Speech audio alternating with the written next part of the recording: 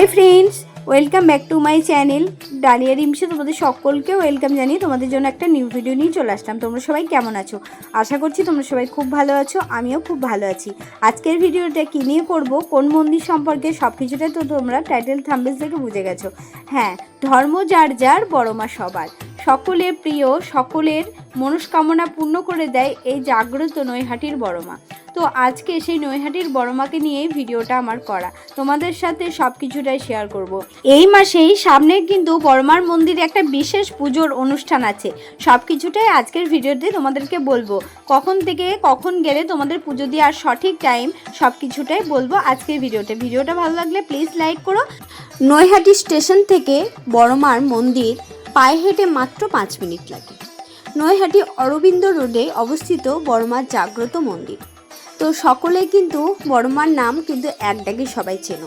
নতুন করে বড় মার নাম আমাকে আর তোমাদেরকে জানাতে হবে না, তোমরা সকলেই জানো বড় মা কতটা জাগ্রত। বড় মাকে মন, ভক্তি, ভালোবাসা আর বিশ্বাস দিয়ে ডাকলে বড় মা কিন্তু সকলের মনস্কামনা পূর্ণ করে দেয়।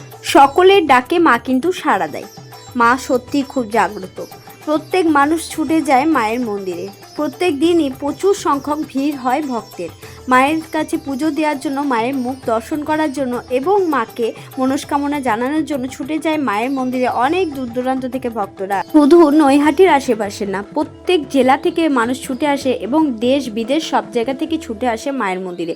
মা এখন প্রচারিত হয়ে গেছে, মা নিজেই কিন্তু এই প্রচারটা করেছে। মায়ের প্রচার মা নিজেই করেছে, সেই সম্পর্কে তোমাদেরকে সব কিছুটা জানাবো।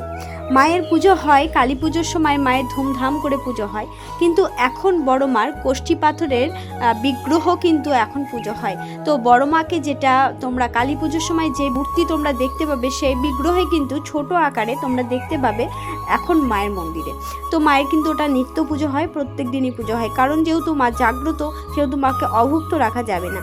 তাই কিন্তু কোষ্ঠী পাথরের বিগ্রহ তৈরি করে মায়ের কিন্তু নিত্য পুজো হয়। আর সেই নিত্য পুজোতে প্রত্যেক দিনই প্রচুর ভক্তের ভিড় হয়, প্রচুর মানুষ কিন্তু ছুটে আসে অনেক দূর দূরান্ত থেকে। কেউ ডন্ডি কাটে, তো কেউ মনস্কামনা জানাতে আসে, তা কারণ মনস্কামনা পূর্ণ হলে সে আবার পুজো দিতে আসে। এরকমভাবে কিন্তু প্রত্যেক দিনই মায়ের পুজো চলতে থাকে। আর শুধু অল্প সংখ্যক মানুষের ভিড় না, প্রচুর সংখ্যক মানুষের ভিড় হয়। শনি মঙ্গলবার তো খুবই বেশি সংখ্যক মানুষের ভিড় হয়। অন্যান্য দিনও ভিড় হয়, কিন্তু শনি মঙ্গলবারের থেকে অনেকটা কম। যদি তোমরা দুপুরের দিকে, অন্যান্য বারে দুপুরের দিকে যাও তাহলে অনেকটাই ফাঁকা পাবে। এবার বলবো মায়ের মন্দিরে কখন গেলে তোমরা পুজো দিতে পারবে, কখন গেলে তোমরা খোলা পাবে, আর কখন মায়ের সন্ধ্যা আরতি হয়, সব কিছুটাই এই ভিডিওতে তোমাদেরকে জানাবো। এবার তোমাদেরকে জানাবো কখন মায়ের মন্দিরটা খোলা পাবে তোমরা। তো মায়ের দর্শন এবং পুজো তোমরা দিতে পারবে সকাল 8টা থেকে দুপুর 1টা পর্যন্ত। আবার কিছুক্ষণ বন্ধ থাকে মায়ের মন্দিরটা, তারপর দুপুর 1টা 30 থেকে আবার 2টো 30 পর্যন্ত মায়ের মন্দির খোলা থাকে এবং সেই সময় তোমরা মাকে দর্শন করতে পারবে এবং পুজো দিতে পারবে। আবার বিকেল 4টে থেকে রাত্রি 8টা পর্যন্ত মন্দির খোলা থাকে, তখনও তোমরা মাকে দর্শন করতে পারবে। সন্ধ্যাবেলায় 6টার পর সন্ধ্যা আরতি হয়। তো এটা ছিল পুজোর টাইম, মানে মন্দিরের টাইম, কখন খোলা থাকবে, কখন তোমরা গেলে পুজো দিতে পারবে, সেই টাইমটা তোমাদেরকে জানিয়ে রাখলাম। যারা জানো না তাদের একটু হলেও উপকারে আসবে, এবং যারা জানো তাদের তো সব কিছুটাই জানা আছে। আর বড় মার পুজোর নিয়মটিও সবাই সব কিছুটাই জানে। তাও আমি একবার তোমাদের সাথে টাইমটা শেয়ার করে রাখলাম, যদিও কেউ না জানো তো তাদের একটু হলেও উপকারে আসবে, তোমরা জানতে পেরে যাবে। তো অবশ্যই বড় মার কাছে যাও, যারা মায়ের কাছে যেতে চাইছো অবশ্যই যাও। তো বড় মা সত্যি খুব জাগ্রত, তোমাদের মনস্কামনা মা শুনবে, সত্যি মা শুনে যায় খুব তাড়াতাড়ি, মা মনস্কামনা পূর্ণ করে দেয়, এবং অনেক মানুষের শরীর খারাপও মা ভালো করে দিয়েছে। তো মায়ের মন্দিরে যাও, বিশ্বাস আর ভক্তি নিয়ে যেতে হবে, তাহলে আমরা মাকে পাবো। তো বড় মা খুব জাগ্রত। আশা করি অনেকেই কালী পুজোর সময় মাকে দর্শন করতে গেছো। নৈহাটির বড় মার যে 21 ফুটের হাইটের যে মূর্তিটা তোমরা অনেকেই হয়তো দর্শন করেছো, যারা করেছো তারা আমাকে কমেন্ট করে জানিও। কালী পুজোর সময় কিন্তু খুব ধুমধাম সহকারে মায়ের পুজো করা হয়, এবং প্রায় 10 থেকে 15 লক্ষ ভক্তের ভিড়ও হয় মায়ের মন্দিরে। তো মায়ের সেই সময় মায়ের যে রূপ, মায়ের যে মৃন্ময়ী রূপ, কত সুন্দর দেখতে লাগে মাকে। মায়ের গহনা পরানোর সময় যে মূর্তিটা মায়ের মধ্যে চলে আসে, যারা দেখেছো তারা তো সত্যি জানো। সেই সময়টা অসম্ভব একটা সুন্দর লাগে।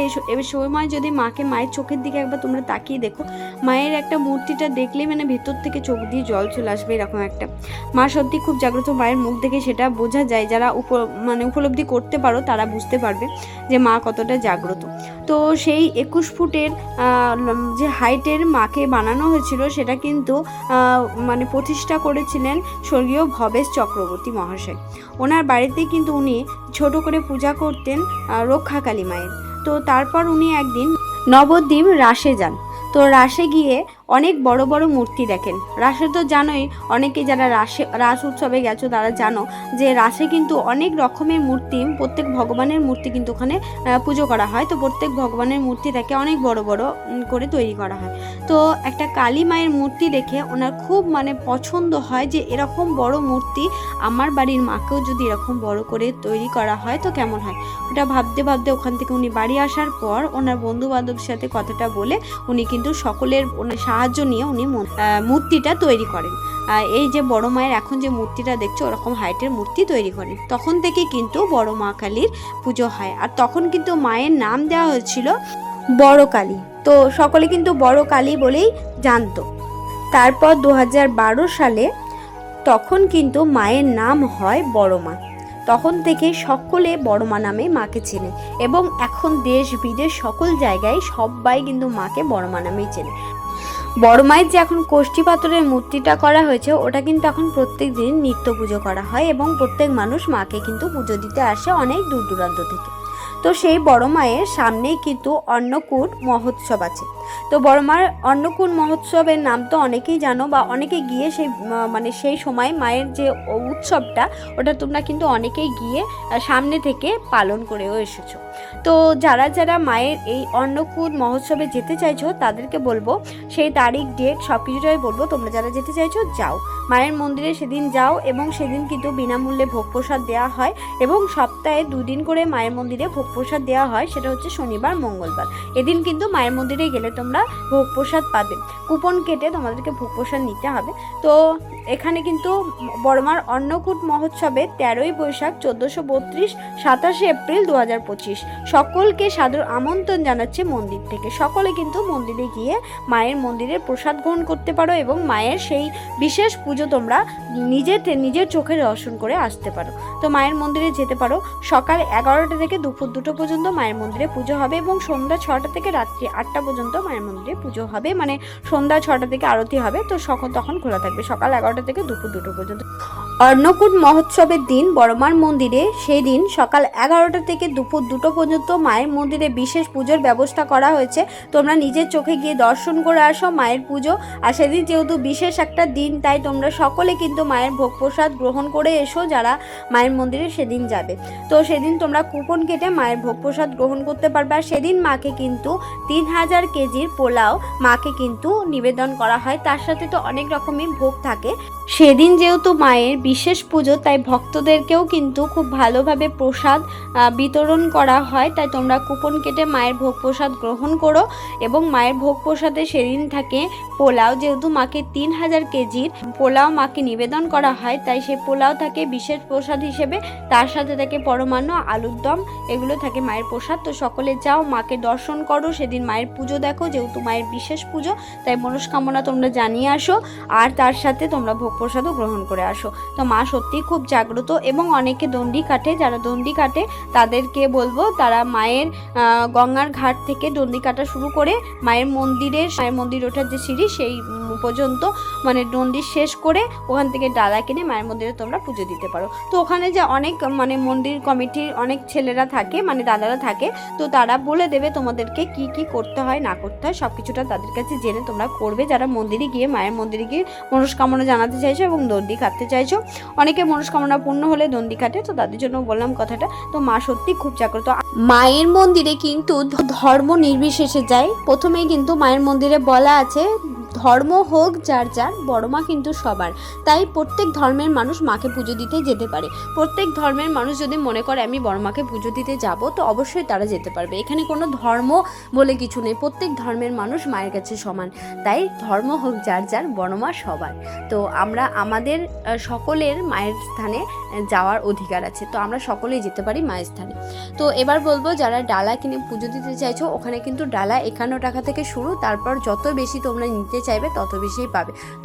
ডালার জন্য অনেক দোকান তোমরা পেয়ে যাবে, তারপর তোমরা ওখান থেকে শাড়িও কিনতে পারবে। আশেপাশে কিন্তু অনেক দোকান আছে, মন্দিরের পাশে কিন্তু সকল দোকান আছে। তো তোমরা একটু বুঝে সুঝে ভালো দেখে ভালো মানের কিনো। অবশ্যই তোমরা ফুলগুলো টাটকা কিনো, কারণ অনেকে তো ওখানে ডালা নিয়ে বসে আছে। তোমাদের যেটা ভালো লাগবে সেটা কিনো। ডালার ঝুড়িতে কী আছে সেটা একটু দেখে নিও, এটাই বলবো। তো আজকের মতো ভিডিওটা এখানে এন্ড করছি। তোমাদের ভালো লাগলে সকলে আমার পাশে থেকো, সাথে থেকো। জয় বড় মার জয়। তো ভালো থেকো, সুস্থ থেকো সকলে।